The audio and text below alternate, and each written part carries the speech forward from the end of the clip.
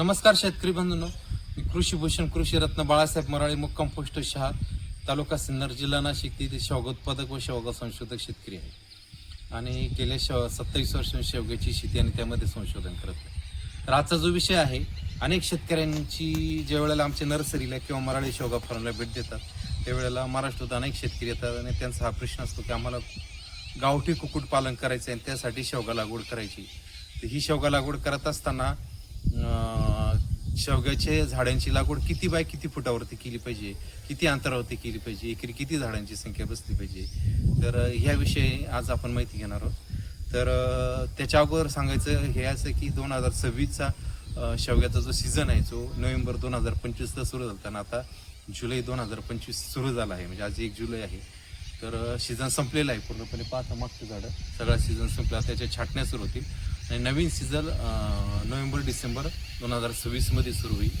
तर त्याविषयी आपण एक वेगळा व्हिडिओ करू. आजचा जो मेन भाग आहे तो आहे की गावठी कुक्कुटपालनासाठी शेवगा शेतीचं काय महत्त्व आहे, त्याची लागवड कशी केली पाहिजे. मेन उद्देश शेवगा लागवडीचा असा आहे की गावठी कोंबड्या ज्यावेळेला आपण पाळतो त्यावेळेला शेड बांधल्यानंतर त्या दिवसभर जे आहे त्यांना बाहेर मोकळं सोडावं लागतं.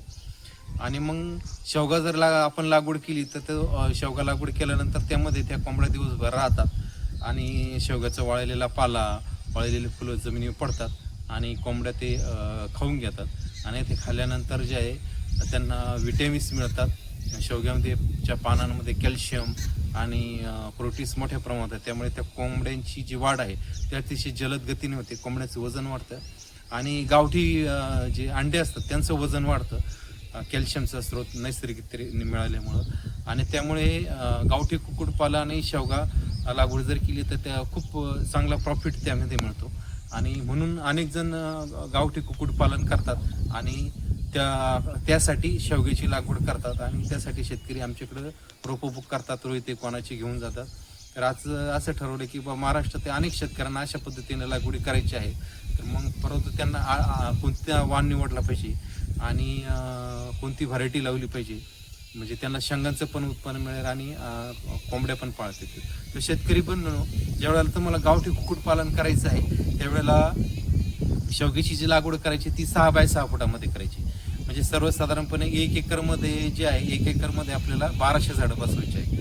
आणि 1200 झाडं बसवल्यानंतर सर्वसाधारणपणे लागवड केल्यानंतर तुम्ही त्यामध्ये 2 ते 3 महिन्यामध्येच त्यामध्ये कोंबड्या सोडू शकतात. म्हणजे झाडाची रोहित जी व्हरायटी तिची जी वाढ आहे अतिशय जलद गतीने होते. आणि मग 6 बाय 6 फुटामध्ये लागवड केल्यानंतर वरती सावली तयार होते. म्हणजे झाडं एकमेकाला जवळ असल्यामुळे भरपूर खाली सावली तयार होते आणि त्यापासून शेंगाचं उत्पादन पण आपल्याला मिळतं. तर यामध्ये काय होतं की उन्हाळ्यामध्ये कोंबड्या प्लॉटमध्ये फिरतात त्यामुळे कोंबड्या जमिनीमध्ये असलेली कीड खाऊन घेतात आणि प्लॉट अतिशय स्वच्छ तण खाऊन घेतात आणि त्यांची जी विष्ठा पडते तर ते विष्ठेमुळे खत पण तयार होतं. आणि एकाच गोष्टीमुळे तुमचे 2-3 उद्देश साध्य होतात. म्हणजे तुम्हाला शेंगाचं उत्पादन पण मिळतं, त्याच्यानंतर कोंबड्याला खाद्य पण उपलब्ध होतं, कोंबड्याचं वजन वाढतं, त्यानंतर अंड्यांची साईज चांगल्या प्रमाणे होती, पांढरं शुभ्र अंडे तयार होतात कॅल्शियमचा स्रोत नैसर्गिक दिल्यामुळं. अशा पद्धतीने आपल्याला गावठी कुक्कुटपालनासाठी कोंबडी पालन हा अतिशय फायदेशीर झालेला व्यवसाय आहे. आणि 6 बाय 6 लागवड केली ते एकरी 1200 झाडं बसतात. आता कोंबड्यांना पाला देऊन, कोंबड्यांना वाळलेले फुलं देऊन कोंबडाचं वजन वाढणार आहे, अंडे चांगले मिळणार आहे, ह्याचा आपला फायदा आहे. मग प्रति झाड 10 बाय 10 मध्ये 6 बाय 6 मध्ये लागवड केली आणि अगदी प्रति झाड 10 किलोचं जरी शेंगा मिळाल्या दरवर्षी म्हणा तरी त्यापासून 12 टनाचं उत्पादन होतं. आणि शेवग्याला 40 ते 50 रुपये किलो मार्केट हे वर्षभर आहे. म्हणजे तुम्हाला त्यापासून 4 ते 5 लाखाचं शेंगाचं उत्पादन सुद्धा आपल्याला मिळतं. आता रोहित एक वाण आहे, यामध्ये कॅल्शियम आणि प्रोटीनचं खूप मोठ्या प्रमाणामध्ये उत्पादन आहे आणि म्हणून राज्यभरातून लोक आमच्याकडे शेवग्याच्या रोहित एक वाणाच्या रोपांची लागवडीसाठी बुकिंग करत असतात. तर शेतकरी बंधूंनो, रोहित एक वाणाचे वैशिष्ट्य लागवडीपासून 6 महिन्यामध्ये उत्पादन होतं. वर्षात 2 बार आहे. लागवडीपासून शेंगाची लांबी 1.5-2 फुटाची आहे. शेंगा गर्द हिरव्या रंगाची, टिकवून क्षमता जास्त आहे. आणि सर्वात महत्त्वाचं म्हणजे ह्या व्हरायटीचे 2 बार आहेत, नोव्हेंबर ते फेब्रुवारी, मार्च ते जून. आणि लाईफ 10 वर्षाचं. एकदा तुम्ही लागवड केली तर 10 वर्षापर्यंत त्यापासून उत्पादन घेऊ शकता. आणि म्हणून गावठी कुक्कुटपालनासाठी माझ्याकडे जवळपास असं म्हणा की वर्षभरामध्ये 50 ते 100 शेतकरी गावठी कुक्कुटपालनासाठी रोपांची बुकिंग करत असतात. आणि म्हणून ज्या शेतकऱ्यांना गावठी कुक्कुटपालन करायचं तर त्यांनी रोहित एक हा वाण निवडा. त्यांचा ट्विन फायदा आहे, डबल फायदा होईल तुम्हाला. कोंबड्यांचा तर व्यवस्थापन व्यवस्थित होईलच, त्यापासून फायदा होईल, पण शेंगांचा पण फायदा होईल. तर आजच्या व्हिडिओपुरती एवढीच माहिती.